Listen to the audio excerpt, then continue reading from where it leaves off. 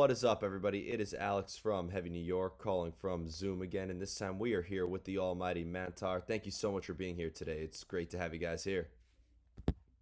Yeah, likewise. Thanks for having us. Yeah, it's a great time to be talking with you today, actually, because correct me if I'm wrong, but being that the band did form in 2012, this is the 10-year anniversary of Mantar, and you're giving us a brand new album to celebrate it with Pain is Forever, and This is the End. Was that maybe at all in the minds of Mantar? We are a decade old now. Let's kind of make this album like a turning point in the band's career. No, I honestly never thought about it. You actually like I had no fucking idea, but it's true. It's 10 years now. Well, at least let's say the idea of Mantar is 10 years old.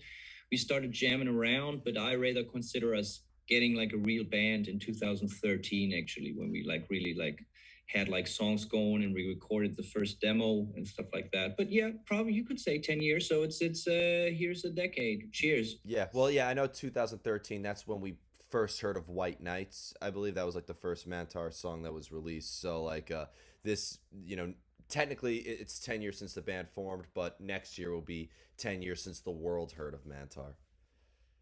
Yes, that is true. Yeah. But with the Pain is Forever and This is the End, did this just feel like you were picking up where you left off after Grunge Town Hooligans 2, or was this sort of like starting fresh with the band? I think actually the making the cover album had more of an impact on the songwriting than we actually thought.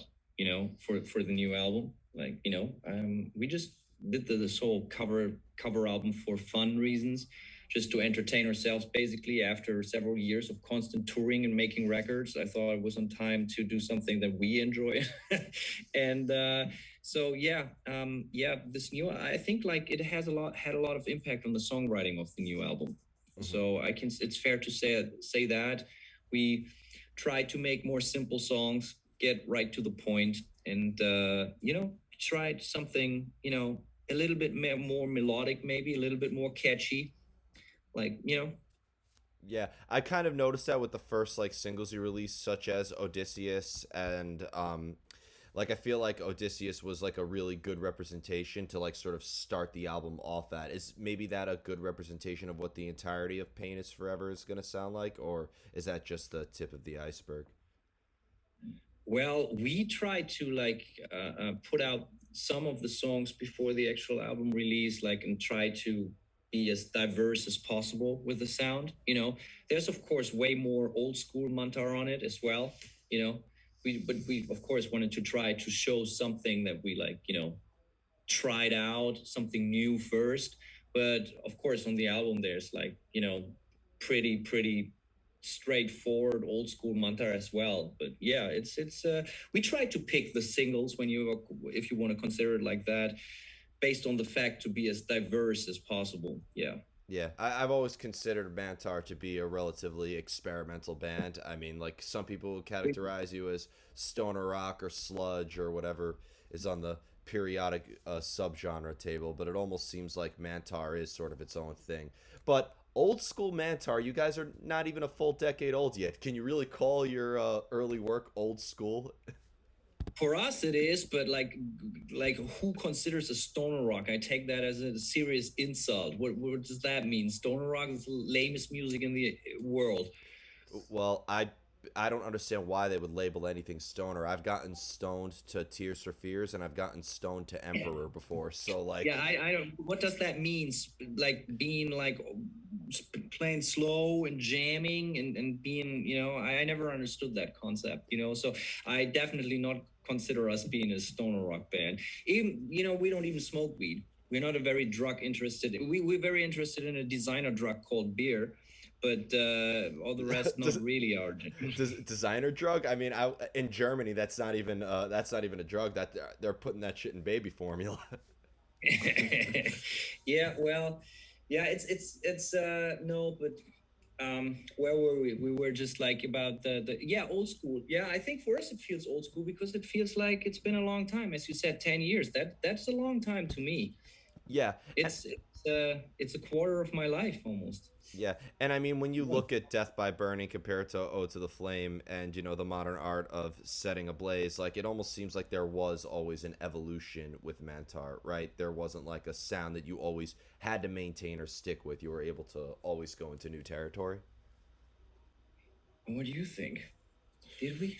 Well, actually, I didn't think that we thought about it so much, but when I think back to the first record, so that was, or to Death by Burning, I guess we were a lot simpler in our thinking how to write songs. That kind of evolved and got more orchestral, more like bigger, maybe a little more complicated, but this is like something that happens over the years. I think that happened with the previous record, with the modern art of setting ablaze. That we, the whole compositions were a little bit more complex. But I personally think, like, as I mostly write the music, that I try to make things simple again with this record. Just like I pretty much kicked out every part that wasn't needed, or sometimes in the past, I think a lot of bands do that. There are certain songs that you listen to like 1 or 2 years later and think, why did I put this certain riff in that song? There's no real need for it in there. And I try to kick all that stuff out beforehand. I just like strip down the songs a whole lot, so to speak. Yeah, I mean, sometimes the simplest explanation is always the best. I mean, does it always start with a preconceived idea, or has your music kind of come together by improvising in a way? Not anymore, due to the fact that we live on different continents. In the beginning, it was very much like that. We just met in the rehearsal room, and just like pretty much every other band, songs evolved from just like jamming, pretty playing much. around. Yeah. Living. Or if each came and say like, hey, I think we should do something in that direction or something like that, and we tried something. But nowadays, due to the fact he still lives in Germany, I live in the US, it's more like, I make some rough sketches on some riffs, send them over to him, think, do you like that? And if he likes that, I continue working on it. Does maybe living across oceans? I've talked to a few bands where like they have one member in Australia, one member in Europe, one member in North America, one member in South America. Does maybe working together and being across oceans at all influence you? I know it's kind of a silly question, but I've had artists tell me that it adds to their art in a way. Does it? I don't know, actually. I don't think so. Irinch and I, we know each other for 25 years or so. Um, there's in a very old marriage, there's not much of surprises anymore. Fair enough. Just like I'm pretty sure we could live in a different universe. We still know exactly how the other one thinks and what he's going to come up with next and what he's going to say, what he's going to do. I think it's pretty simple like that. Yeah, because being that you started off in the sort of jam space back in the day and all that, I mean, does working remotely with each other, it's the songwriting still feels just as organic when you do stuff over the internet as opposed to like in person, right? It's different this time. I sent more pretty much 80-90% ready to record sketches. Back in the days it was more like, one, he plays a certain beat and I come up with an idea, or vice versa, or something like that.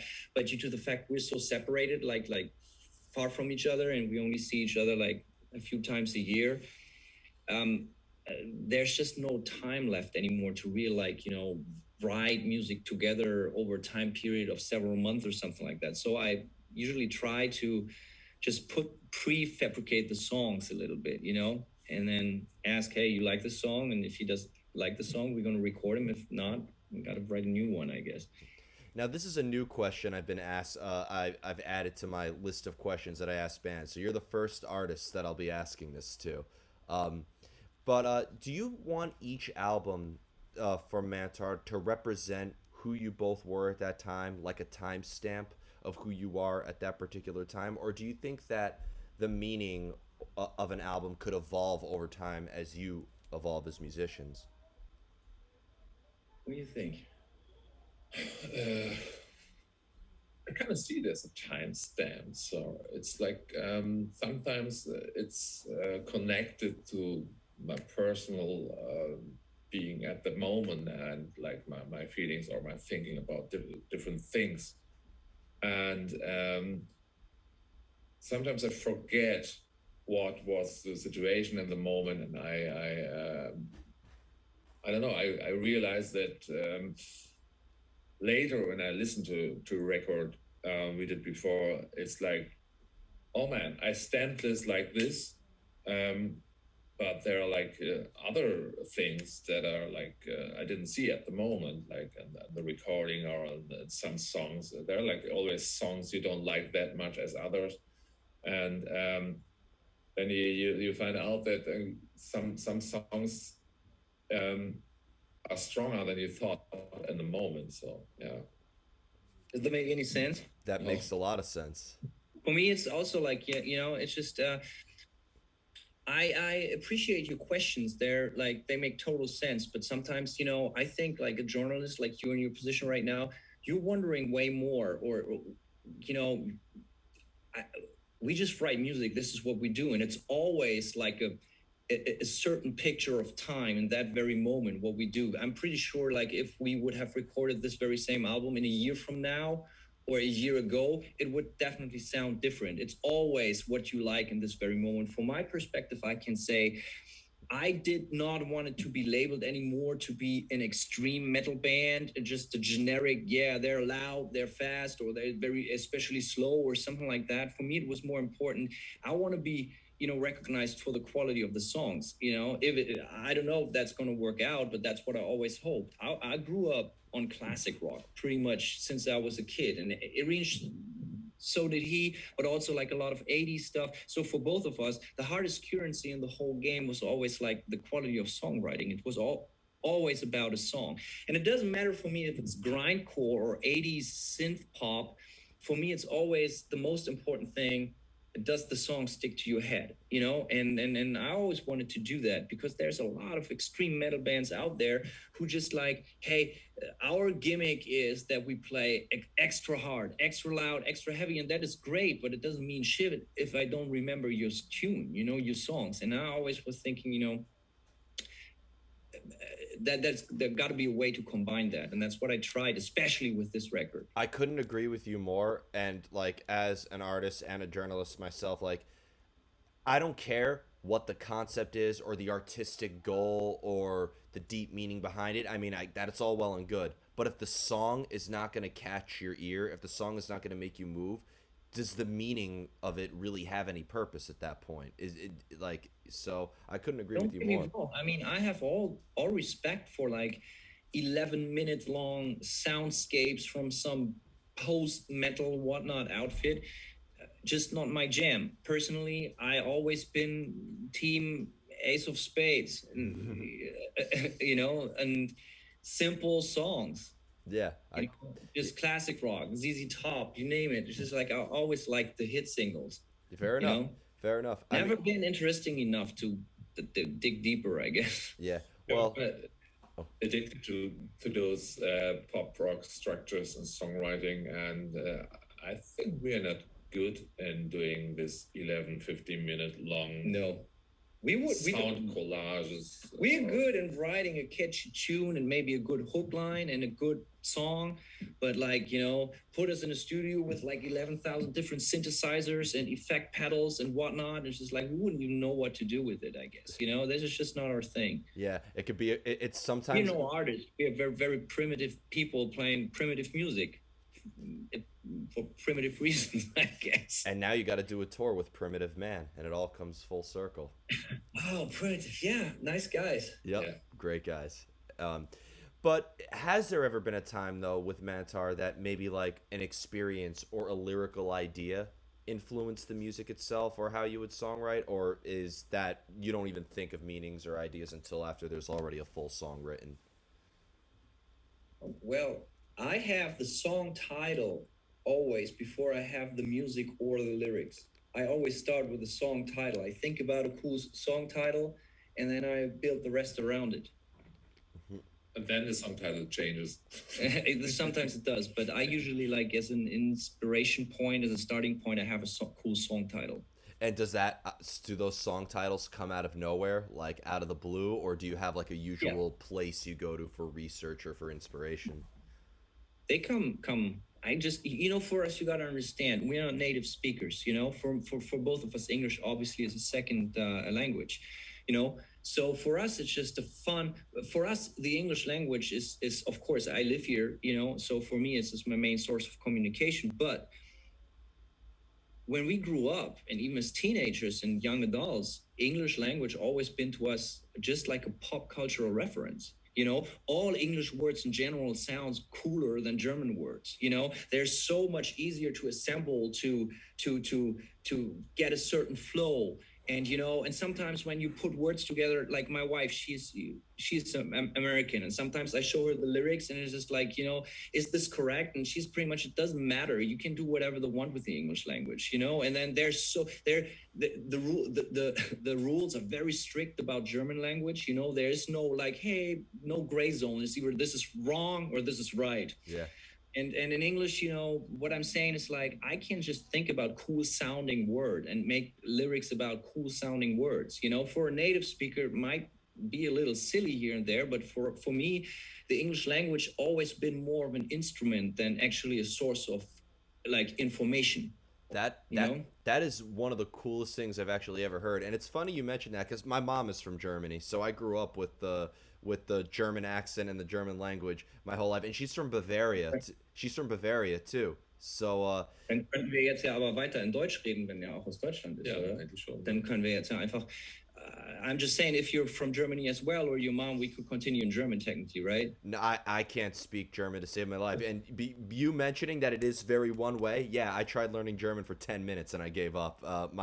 Yeah, yeah. My mom is the only No, German but speaker I in know, my like family. the English language in a very good way is very forgiven, yet very like poetical in a way. There's great English poetry out there. So I think for me, it's always been mostly an instrument. Because I still probably dream in German, and if I have something very important to say, I probably write it down in German, I think. But for me, English, like, and also for us, the lyrics and I mean, let's face it, the way my vocal style or other extreme metal vocal style, if I really would have something super important to say, I might put a little bit more effort in being understood. The way I sing and stuff like that, that's the, so I find it always a little bit. I mean, with all due respect, but I always find it a little bit funny if you have like a super hard death metal band or whatever. You don't understand a single word. It's just like, yeah, my lyrics, they're very important, and I want to change the world with them. And I hope, like, I speak for a lot of people here, and they can like read my heart and shit. For me, it's always been another instrument.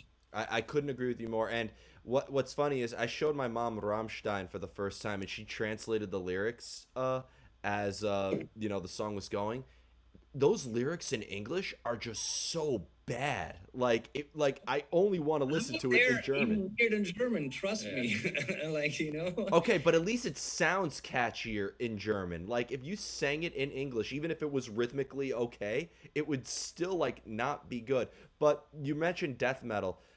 There is a death metal band called Asesino. I don't know if you heard of them, but they sing death metal in Spanish. Dino from Fear Factory is also in the band, and that really adds a whole new layer of context behind it as well. It does have a unique sort of a texture to it. So I love what you say that language is as much of an instrument as it is a lyrical term. That is something that I learned in this interview, and I think a lot of our listeners are going to like. Well, I never thought about it a whole lot, but like while I'm talking about it with you, it just makes sense. It's yeah. If and also, we've never been a political band or whatever. We don't have an agenda. We don't have a certain message. For us, the beauty of this band, for us, we can do whatever the fuck we want, like, sound wise, but also like do that, like it's beautiful, like especially coming from a DIY punk rock culture. The whole scene, whatever that's worth, the whole world expects you to like come up with political shit all the time, or just like you need to change the world and be this guy. Hey, everybody has to act according to my lyrics right now, but I don't give a shit about that. I don't care what other people think. So for me, it's beautiful just to think about like fucking Vikings and astral like traveling and pre-astronautic, and whatever I can come up with. This is just beautiful. I don't have an agenda, and that makes me very free in the lyrical topics. Without a goal, I think the greatest artistic freedom is when you're not bound by a goal, or you're not bound by an agenda, or bound by some sort of idea. I think the journey itself is the freest form of art in general. And that led me to my final question, actually, because you mentioned the DIY punk scene. When it comes to political bands in Europe, or in Germany in particular, I immediately think of Heaven Shall Burn. But was there kind of like a punk rock scene from? You guys originated in Hamburg, right?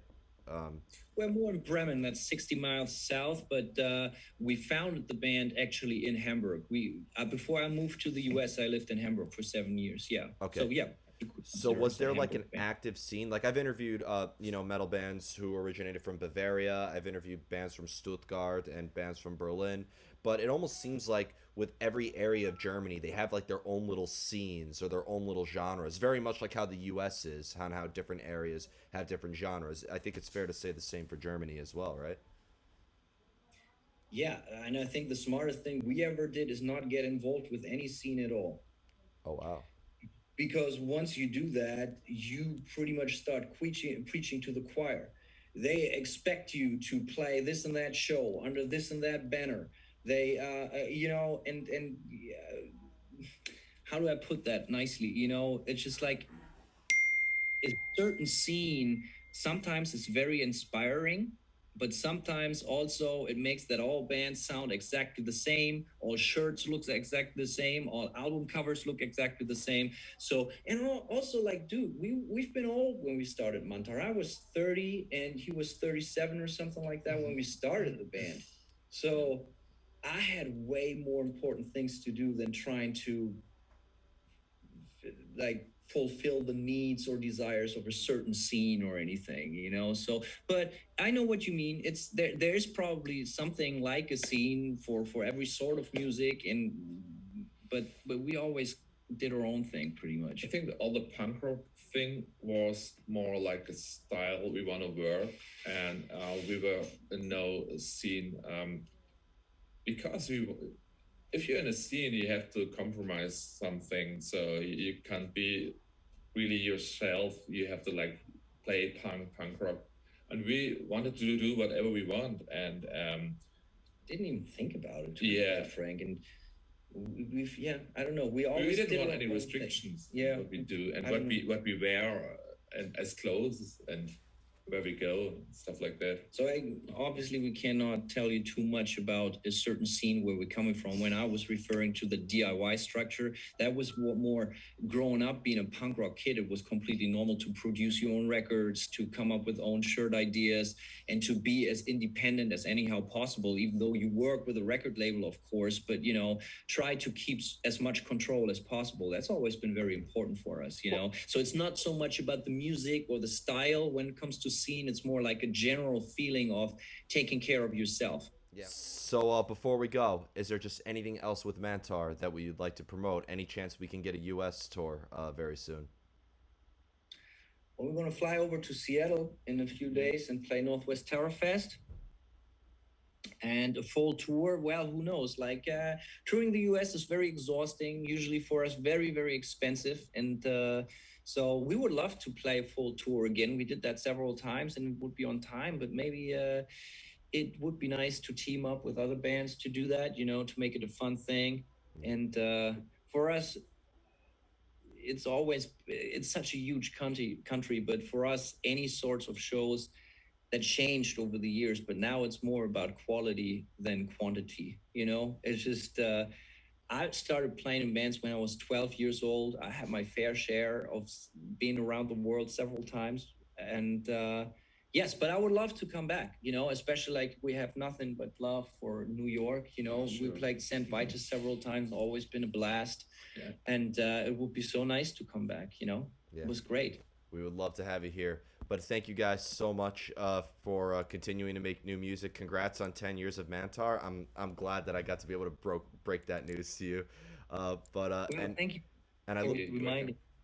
And I look forward to the rest of the world hearing of the brand new album Pain is Forever. And this is the end. Be sure to check that out. This is Alex from Heavy New York, and we will see you next time.